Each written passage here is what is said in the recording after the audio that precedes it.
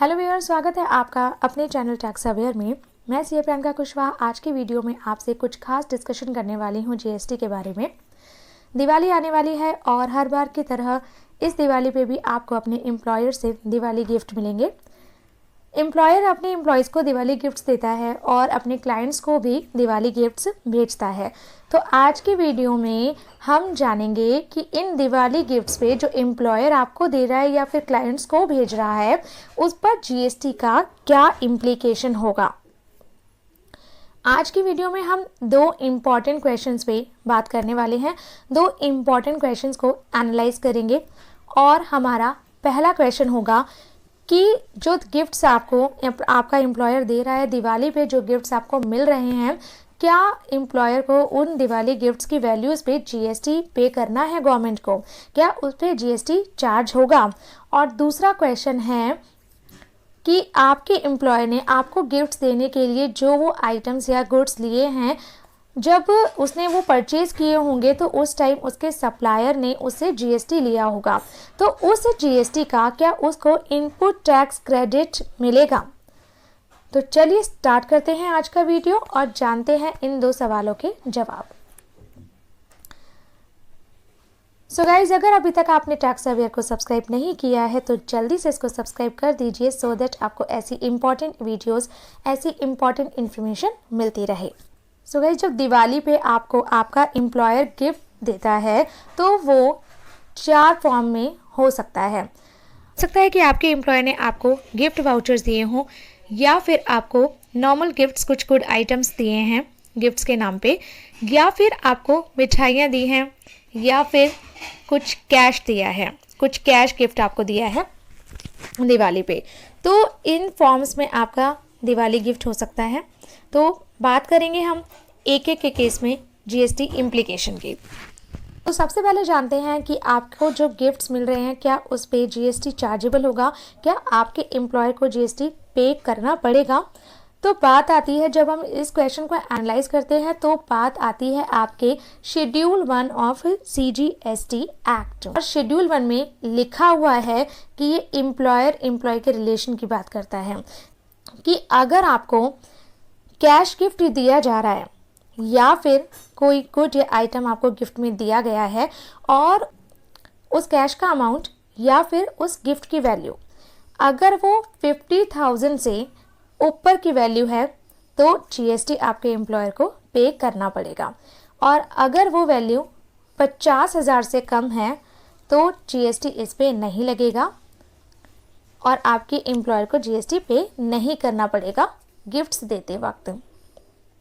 ये 50,000 की जो लिमिट है वो पूरे साल की लिमिट है। आपके माइंड में थॉट आ सकता है कि एम्प्लॉयर एम्प्लॉय के रिलेशन में during the employment, because of the employment ये गिफ्ट दिया जा रहा है, तो उस पर तो जीएसटी एप्लीकेबल नहीं होता क्योंकि ये transaction is out of GST ambit. ऐसा नहीं है।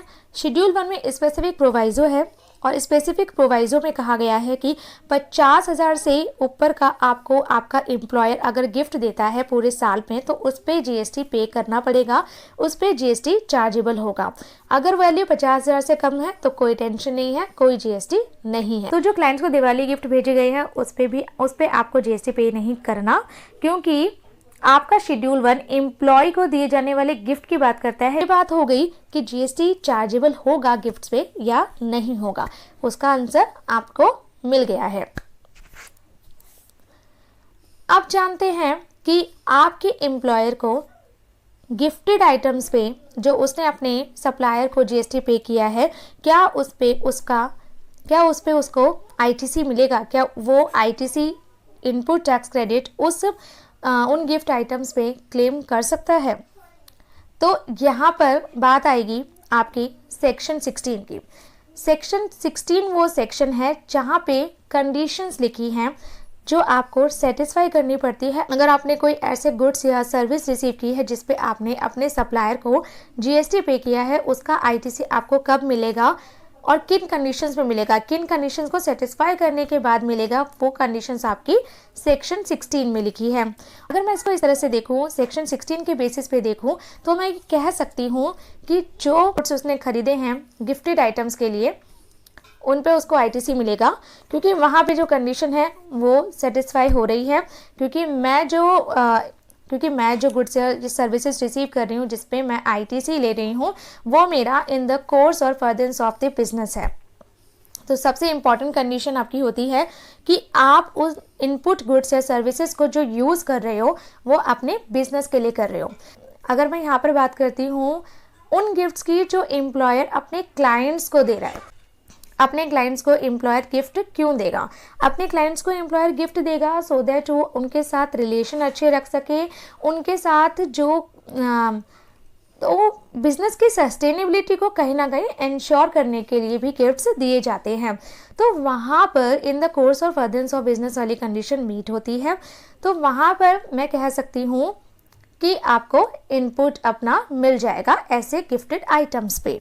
तो और क्लियर आंसर के लिए हम आते हैं सेक्शन 17 सब सेक्शन 5 में। सेक्शन 17 सब सेक्शन 5 की बात करते हैं।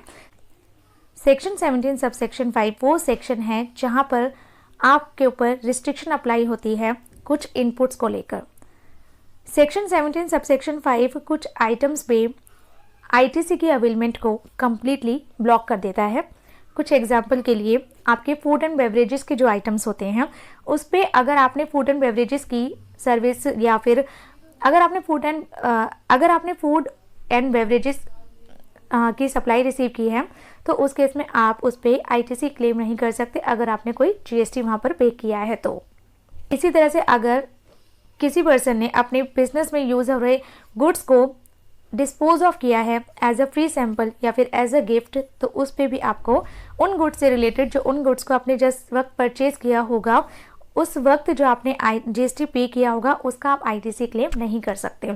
तो बात आती है यहाँ पर उन गुड्स की जो क्लाइंट्स को गिफ्ट में दिए गए हैं वो भी फ्री ऑफ कॉस्ट दिए गए हैं। तो क्या जो अभी मैंने बात कही कि अगर आपका एम्प्लॉयर उसको डिस्पोज ऑफ करता है एज अ फ्री गिफ्ट या फिर एज अ गिफ्ट या फ्री सैंपल, तो अब बात आती है सेक्शन 17 सब सेक्शन 5 के उस क्लॉज की जहाँ पर ये बात कही गई है कि गुड्स को डिस्पोज ऑफ किया जा रहा है एज अ गिफ्ट या फिर एज अ फ्री सैंपल तो उसका आईटीसी आपको नहीं मिलेगा। तो क्या क्लाइंट्स को जो गिफ्ट भेजा गया है फ्री ऑफ कॉस्ट क्या उस पर मुझे आईटीसी नहीं मिलेगा? उनकी परचेज पे जो मैंने जीएसटी पे किया है क्या उसका आईटीसी मुझे नहीं मिलेगा? उसका आईटीसी आपको मिलेगा।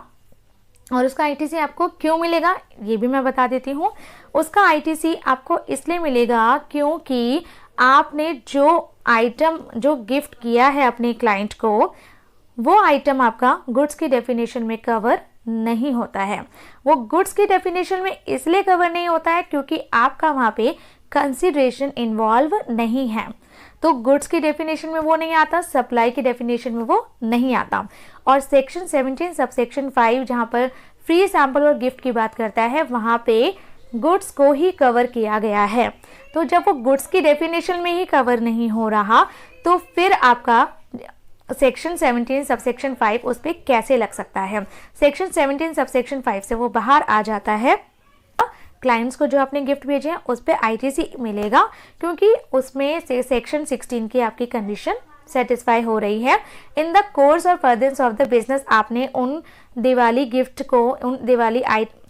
गिफ्ट आइटम्स को यूज़ किया है क्योंकि आप अपने क्लाइंट्स को भेज रहे हो तो आप अपने बिजनेस की अच्छे रिलेशंस अपने क्लाइंट के साथ अच्छे रिलेशंस को इंश्योर करने के लिए एडवांसमेंट के लिए आप भेज रहे हो। जो एम्प्लॉय को गिफ्ट आइटम्स दिए गए हैं उनका क्या उस पर आईटीसी आपके एम्प्लॉयर को मिलेगा?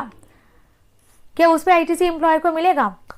अगर एम्प्लॉयर ने अपने एम्प्लॉय को मिठाइयाँ दी हैं as a gift as a Diwali gift उस पर क्लियर है कि आपको आईटीसी नहीं मिलेगा, एम्प्लॉयर को आईटीसी नहीं मिलेगा क्योंकि